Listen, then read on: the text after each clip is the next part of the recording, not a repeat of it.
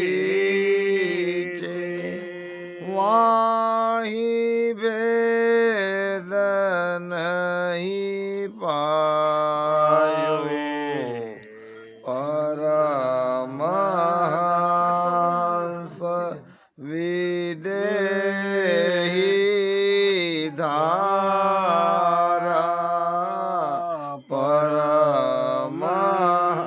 પરમહંસ વિદેહી ધારા જા સુણ લેસન આયો બાંધા રાજ જોગ વિદન્યારી બાંધા રાજ જોગ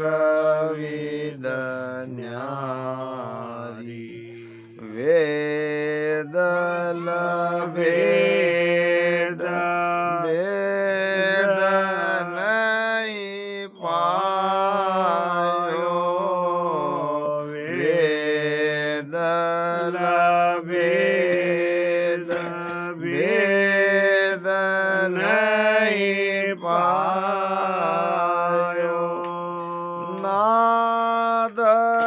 નાદર્શન સંસારી બાંધા રાજ જોગ વિદન્યારી બાંધા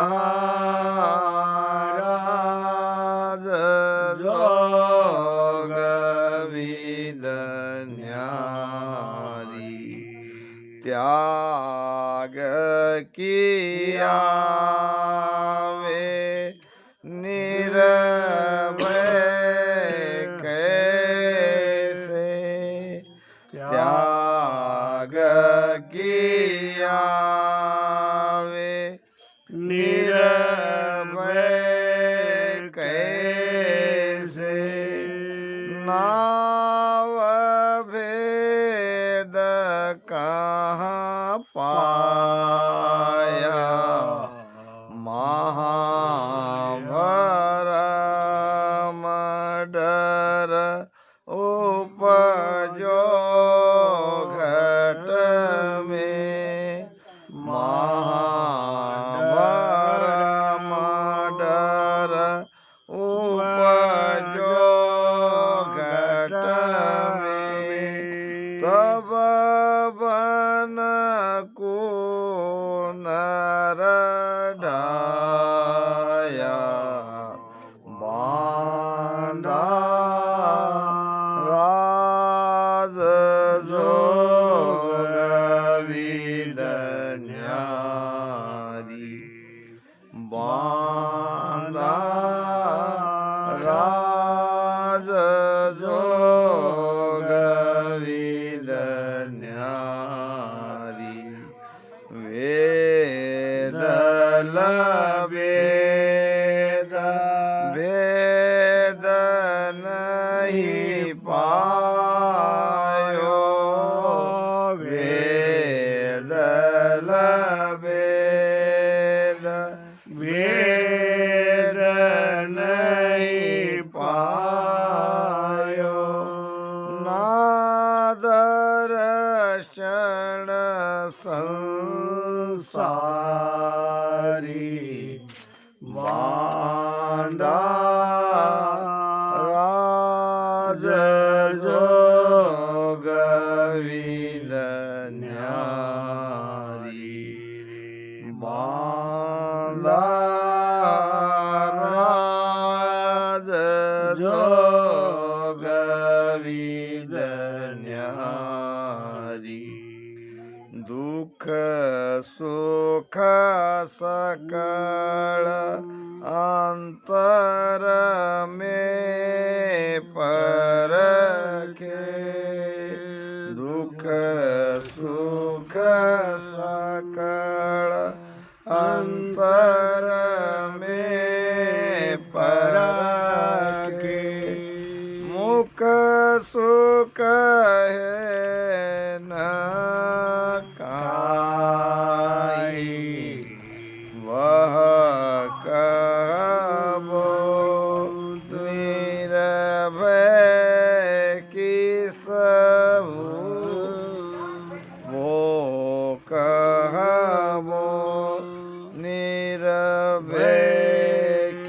सविद हुआ डर डर मुन समाई बांधा राज जोग विद न्यारी बांधा राज जोग विद न्यारी वेदल वेद वेद नहीं पायो वेदल वेद वेद नहीं पायो नादर्शन संसारी बांधा राज जोग विद न्यारी Start recording. जोग विद न्यारी अंग तो सकळ आत्मा धरिया अंग तो सकळ आत्मा धरिया क्या ग्रेही क्या त्यागी आपच कर कर्मासु डरिया आपच कर कर्मासु डरिया निर्भय बुध कहाँ जागी बांधा राज जोग विद न्यारी बांधा राज जोग विद न्यारी वेदल वेद वेद नहीं पायो वेदल वेद वेद नहीं पायो नादर्शन संसारी बांधा राज जोग विद न्यारी बांधा राज जोग विद न्यारी जागे नाव प्रेम सुभाई जागे नाव प्रेम सुभाई नक चक कुदरत सोजे उलटर पीठ फाड़ चढ़ जावे उलटर पीठ फाड़ चढ़ जावे मन कर कछु नहीं सोजे बांधा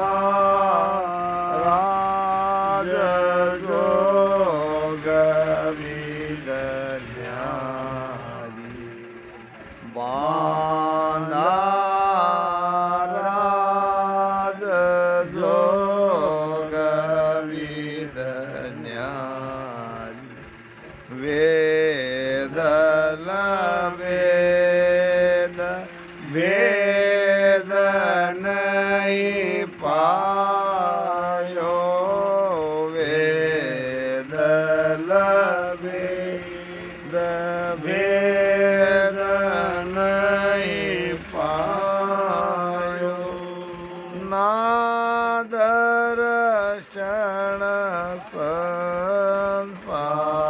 સંસારી બાંધા રાજ જોગ વિદન્યારી બાંધા રાજ જોગ વિદન્યારી રાજ જોગ કી આવિદ ભાઈ રાજ જોગ કી આવિદ ભાઈ બિન સાજન ચડ જાવે તાલી લગે ન તૂટે કોઈ તાલી લગે ન તૂટે કોઈ આસે જ સમાધ કહાવે બાંધા રાજ જોગવી બંધ કરાવો બાંધા રાજ જોગ વિદન્યારી Turn on. વેદ વેદ વેદ નહીં પાયો વેદ વેદ નહીં પાયો ના દર્શન સંસારી બાંધા રાજ જોગ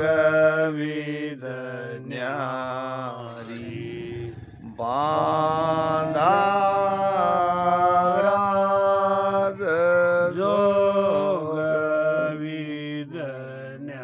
વિદન્યારી કે સુખ રામ ભોગ સો ભોગે કે સુખ રામ ભોગ સો ભોગે સિજ હોણ સો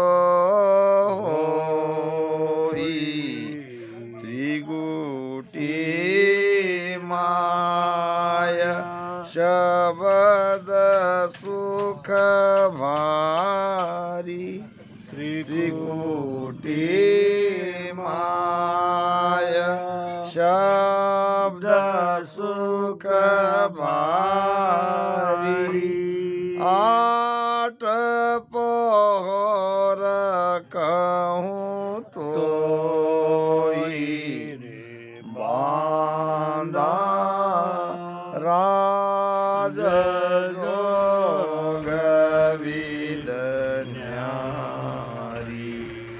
બાંધા રાજ જોગ વિદન્યારી વેદ વેદ વેદ નહીં પાયો વેદ વેદ વેદ નહીં પાયો ના દર્શન સંસારી બાંધા રાજ જોગ વિદન્યારી बांधा राज जोग विद न्यारी, वेद लवेद भेद नहीं पायो ना दर्शन संसारी। महाराज फरमाते हैं, हे बांधा, राजयोग की विधि सबसे अलग है, न्यारी है। इस विधि को न वेद ने कहा, इस विधि के बारे में न वेदों में है, न भेद यानी अष्टांग योग में है और न लवेद में है। वेद का मंत्र है ओम। ओम की साधना वाले भी राजयोग की भक्ति नहीं कर सकते, उनको भी राजयोग की प्राप्ति नहीं होती,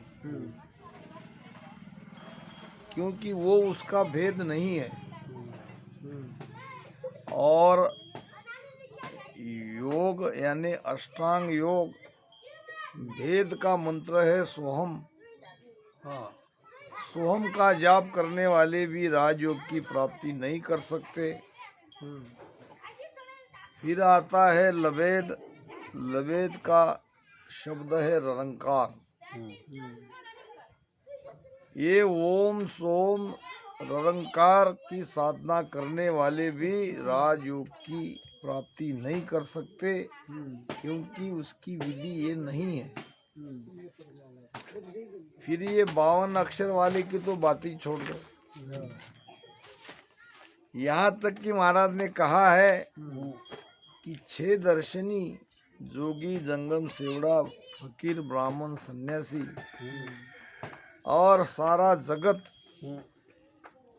इनको भी राजयोग की प्राप्ति नहीं हो सकती, क्योंकि उनके पास वो भेद नहीं है, वो विधि नहीं है।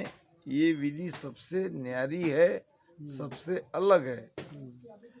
अब ये विधि मिलती है सदगुरु के पास, ये भेद देते हैं सदगुरु। तद तद राज गया बन बीचे, वाही भेद नहीं पायो। राजपाट सुख संपत्ति छोड़ के वैराग आ जाता है तो छोड़ के चले जाते हैं।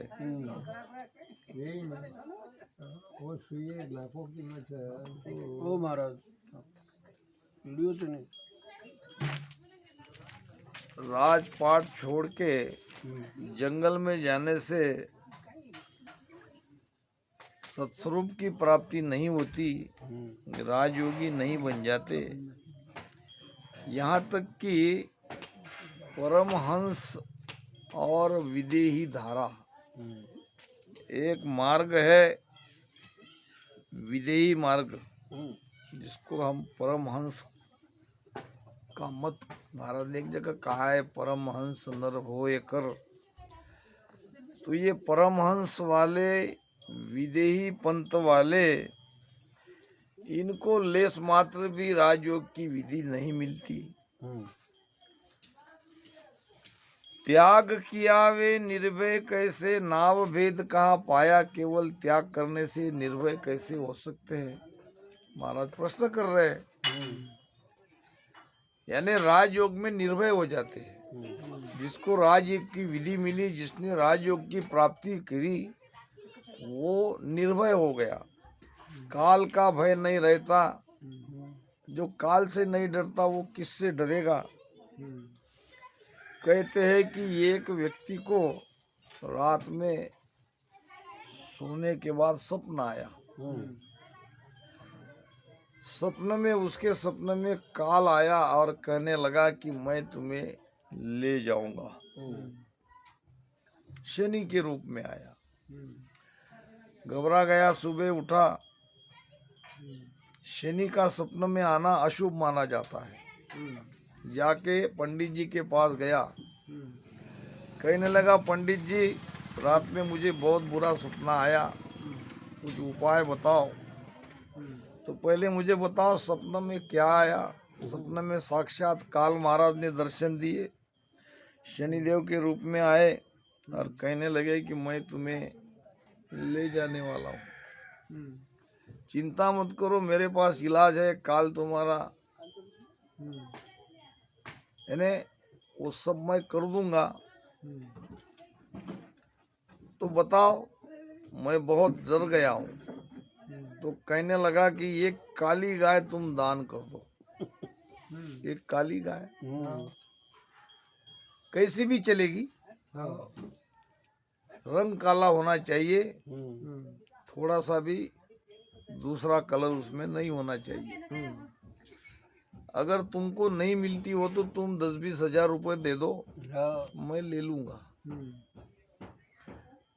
ब्राह्मण पंडित लोग ऐसे में अपना स्वार्थ बराबर वो पूरा कर लेते हैं। ऐसे तो लोगों के आने से उनका चलता है। तो व्यक्ति बड़ा होशियार था। उसने कहा महाराज मैं बहुत गरीब आदमी हूँ, 10-20 हजार मेरे पास कहाँ से आएंगे? कहाँ से आएंगे? अच्छा बहुत गरीब हो, ठीक है मैं तुमको दया करके तुमको दूसरा उपाय बताता हूँ।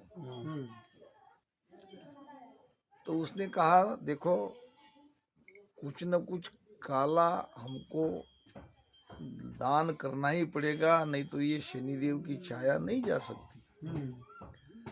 तो काला वस्त्र दान करो, 10-20 मीटर का वस्त्र होना वो दान कर दो। अगर नहीं है तुम्हारे पैसा तो उस वस्त्र के पैसा उतना थोड़ा सा पैसा ला दो, आप मना मत करो। काल है, शनि महाराज है, उनका प्रकोप बड़ा दुखदाई होता है, ये ठीक नहीं है। कहने लगा हाथ जोड़ के महाराज मेरे पास तो इतने पैसे नहीं है, मैं वस्त्र भी दान नहीं कर सकता। अच्छा इतने पैसे वस्त्र दान के लिए भी नहीं है, ठीक है अब आखिरी उपाय बताता हूँ, आप मना मत करना। उड़द की दाल काली रहती है, 10-20 किलो लाओ, अब मना मत करो, और ये मुझे तुम दान कर दो, मैं तुम्हारा सारा प्रकोप निकाल दूंगा। व्यक्ति बड़ा चतुर था, महाराज मेरे पास तो इतने भी पैसे नहीं है, उड़द के दाल के जैसे ही पैसे नहीं है, फिर निश्चिंत रहो, काल तुम्हारा कुछ नहीं कर सकता। काल क्या करेगा तुम्हारा? गाय से लेकर कपड़े से लेकर उड़द के दाल तक भी तुम्हारे पास पैसे नहीं है, तो तुम निश्चिंत रहो, काल तुम्हारा बाघ का बाला नहीं कर सकता। तो कहने का मतलब निर्भय होना पड़ेगा काल से, उसको कहते हैं राजयोग। त्याग करने से महाराज प्रश्न कर रहे हैं कि तुमने छोड़ दिया, घर परिवार सब छोड़ दिया, त्याग कर दिया, तो क्या तुम निर्भय हो गए केवल त्याग करने से? आपको नियंचर का भेद कहाँ मिला, कब मिला? नाव भेद कहाँ पाया? सदगुरु तो बनाया नहीं, सदगुरु के शरण में गए ही नहीं, और घर बार छोड़ के बाबा बन के चले गए। महाभरम डर उपजो घट में तब बन को नर ढाया। घट के अंदर आपके अंदर महाभरम हुई, छोटा मोटा नहीं, बड़े बड़े भरम आपके अंदर आते हैं, और अपने मन से ही आप भरम को दूर करके घर का त्याग करके चले जाते हैं। एक शाहमुर्ग नाम का पक्षी रहता है, उसके पीछे कुत्ते लग जाते हैं, बहुत ऐसा बड़ा रहता है पक्षी, उड़ भी सकता है और भाग भी सकता है। तो उसके पीछे उसको मारने के लिए कुत्ते जब दौड़ते हैं तो वो जमीन के अंदर मट्टी में अपना सिर डाल देता है। उसको लगता है कि अब मैं निर्भय हो गया, मस्तक पूरा जमीन के अंदर मट्टी में डाल देता है, और कुत्ता आके उसको पकड़ के खा जाता है। तो ये सब मत ज्ञान है, अपने अपने मत से ये लोग त्याग करके निकल जाते हैं, काल छोड़ने वाला थोड़ी है। दुख सुख सकल अंतर में पर के मुखसु कहन काई। अब ये दूसरे तरह के और लोग हैं कि दुख हो या सुख हो सब अंदर को सह लेते हैं, बताते नहीं। और ये दुख सुख से परे हम गए, हम राजयोग में चले गए ऐसा ऊपर बताते हैं। मुख से कुछ कहते भी नहीं है, तो लोगों को लगता है कि ये ठीक ठाक मामला है। यहाँ सुख में भी वैसे, दुख में भी वैसे, कुछ बोलते भी नहीं है। ये इसको जरूर कुछ न कुछ मिला हुआ है। महाराज कहे कि वह कब वो निर्वेक किसविद हुआ, उसको आप निर्वेक कैसे कह सकते हो? वो निर्भय नहीं हुआ, अंतर में तो काल का भय बराबर है। डर डर मूंद समाई, डर डर के कि मैं कुछ बोलूंगा तो उसका कर्म बनेगा, इसलिए कर्म के डर से उन्हें मौनव्रत धारण किया, तो ये निर्भय नहीं हुआ। कहते हैं कि एक कोई संत थे, मौनी बाबा थे, और किसी से बोलते नहीं थे। देख लेते थे कोई आया दर्शन करने के लिए, मगर बोलते नहीं थे। एक दिन नगर का राजा आया, उनके दर्शन किए और कुछ बोलना चाहिए इसलिए बैठे रहे। बाबा कुछ बोले नहीं।